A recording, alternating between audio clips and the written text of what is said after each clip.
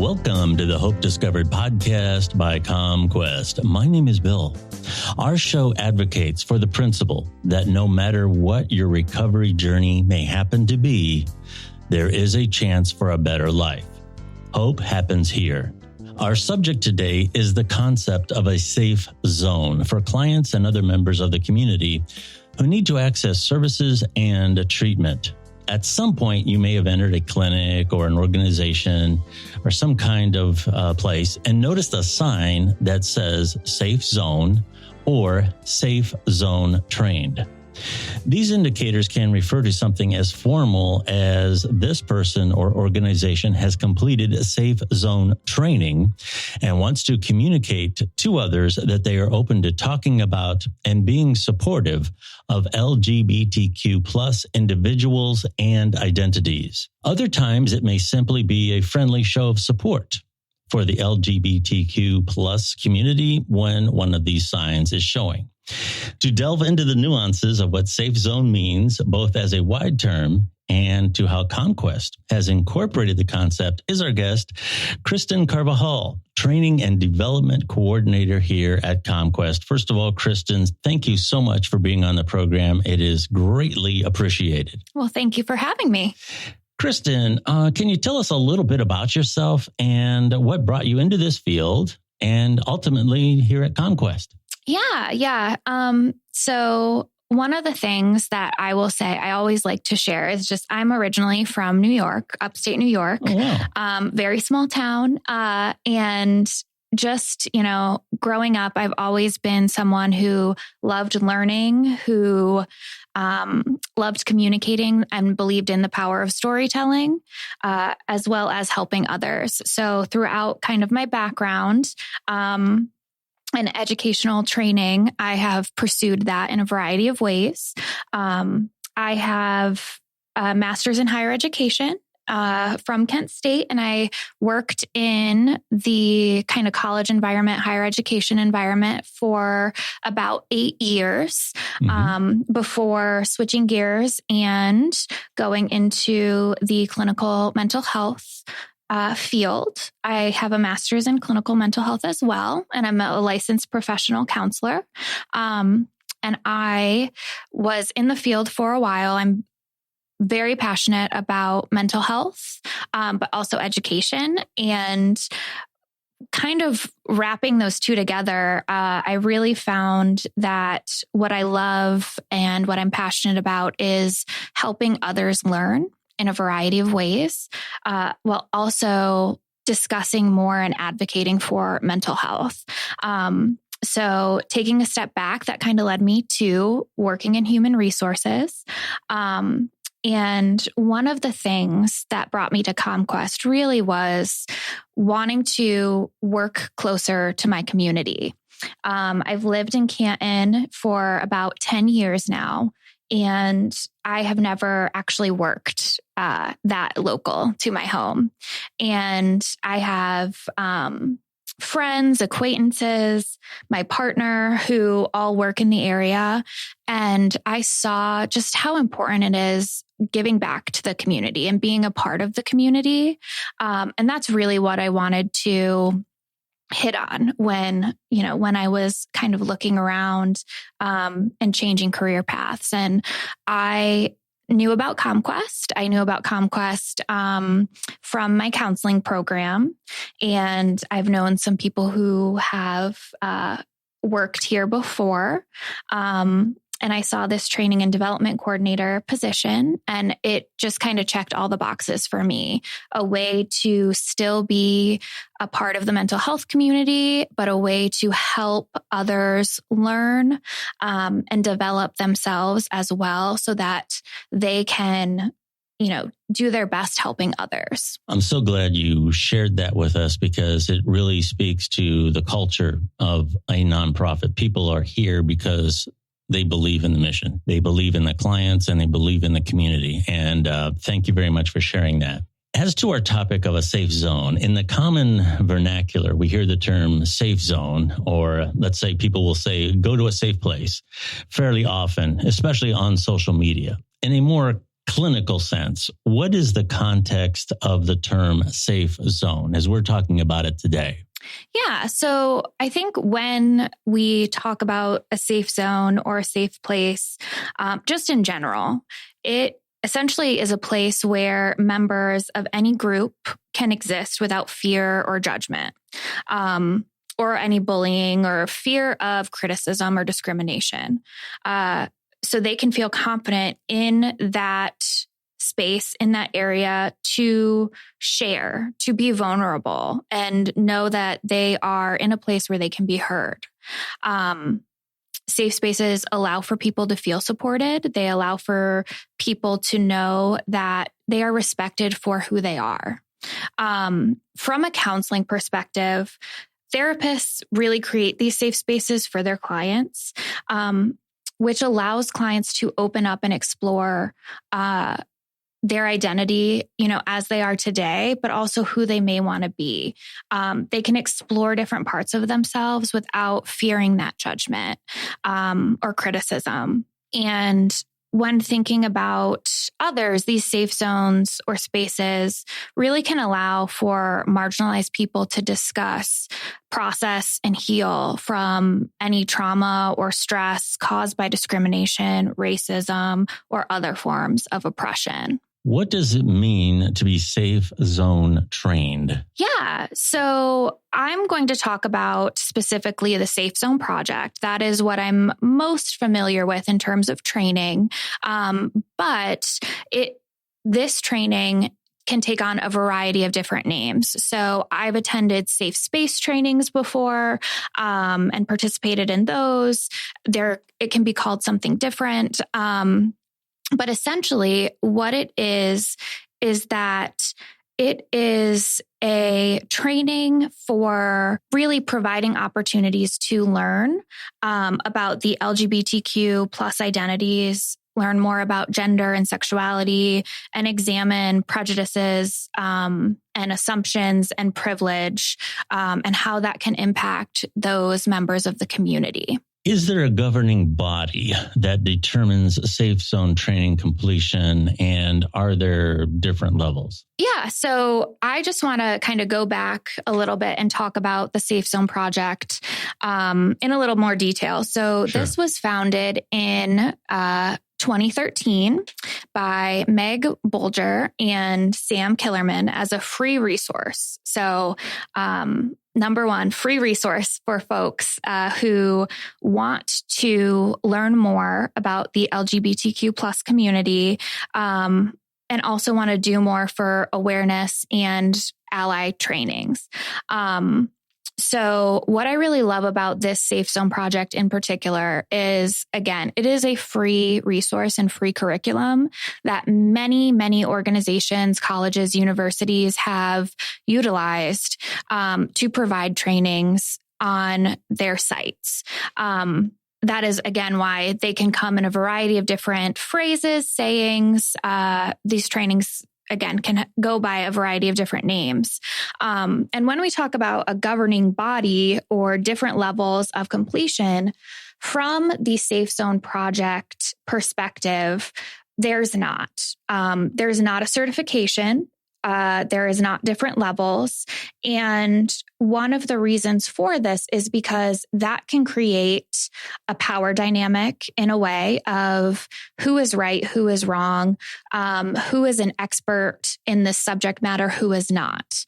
And that in a way can make this training inaccessible. And the founders were really focused on, how do we get this information out? How do we cultivate a culture of learning about this topic and know that the information is always changing? We are providing these resources, we're providing this information, but we may not be experts. We can learn from others as well. So that is what I really love about this whole model of the Safe Zone Project. And it's really the focus of being accessible. So it's available to anyone who wants to learn.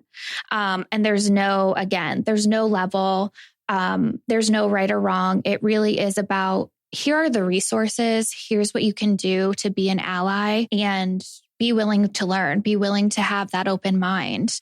One of the things that we often talk about here at CommQuest is regardless of our role and our job description and other things, we are all essentially part of the recovery services community. For example, if I'm at home and I'm fixing something, I'm pounding a nail or something, and I hit my thumb, I will probably roll off a list of profanities. And if I have a good backbeat, I can put a good rap together. But when we're here, acting in such a way could, if someone's here, for example, for trauma recovery, that could be very triggering. So we have to be very conscious of the fact that all of us are in some way, shape, or form part of the recovery services community. And this all goes to the dignity of the individual. That's something that we talk a lot about here. The dignity of the person who has come to us essentially for help. That's the bottom line. That is something that we work very hard to strive to stress. Can you explain how Safe Zone training folds into this wider philosophy that we have here at CommQuest? When we talk about Safe Zone or safe space or Safe Zone training, I really believe that it is a core component of this philosophy. When we talk about the dignity of the individual, I really believe we're talking about honoring them as a whole, where they've been, where they are at now, and where they're going. And how can we do that if we're coming from a place of judgment? How can they be vulnerable and really share who they are, explore themselves, learn more about themselves and who they want to be if they're not in that safe place? What are the areas of service that we provide here and some of the locations at CommQuest that have been Safe Zone trained? Yeah, so I know at CommQuest that many of the counselors at various CommQuest locations have received this Safe Zone training. And it is definitely something that I would love to offer regularly as well to all staff who are interested. I think it's important to share this resource, share this information with as many of our staff as possible, and to start seeing more of the little safe space signs and stickers up and around to let our community know, that we're here for them. To learn more about Safe Zone training, let's say, for example, maybe you're an organization or you're a provider who wants to learn more, or even as a potential client. If they're listening to this and they're hearing about it for the first time and they're looking for a place to feel more comfortable, it might help them to learn more about Safe Zone training and know that the institution that they are going to has gone through it. What resources are available for people to find out more about Safe Zone training? Yeah. So as I mentioned before, specifically the Safe Zone project, what I love about it is that it is so accessible, that the founders really wanted it to be free for everyone to learn. Those who are wanting to learn, who are willing to learn, can do so. So anyone can go to the website, thesafezoneproject.com, and receive information about the trainings, about the curriculum, and different resources. The website has a ton of different articles about the training, but also it has links to other websites and other resources for supporting those in the LGBTQ plus community. We often end the program with a message of hope, and there is so much rhetoric out there, and this isn't taking a side. There's just a lot of rhetoric that's out there on social media, other places, and a lot of times people just want to feel comfortable.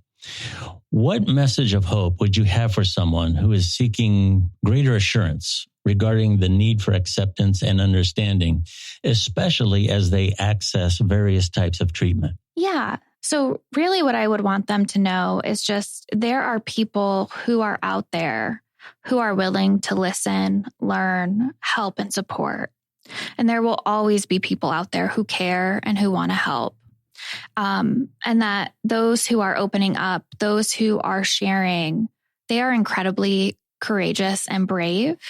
And they have that courage that many people don't.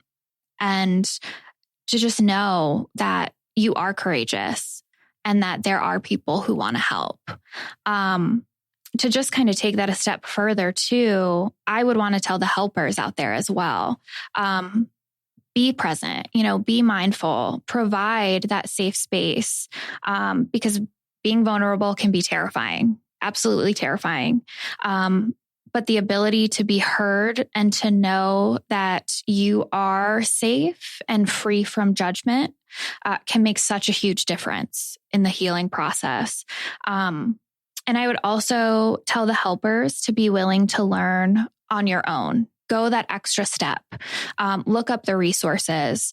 Do some reading. There's so much information out there to where you can learn at your own pace. You can learn on your own. Don't expect anyone from a different culture or background or sexual orientation to be your teacher. That can be exhausting. Absolutely exhausting. And they're coming here for that safe place. They are coming here to share their story, not to be a teacher. So being a true helper, an ally, or supporter really means that you have to do the work as well. So you have to be willing to take that step, go the extra mile, and learn. And be mindful as well as of where your voice is heard, where others may not be heard.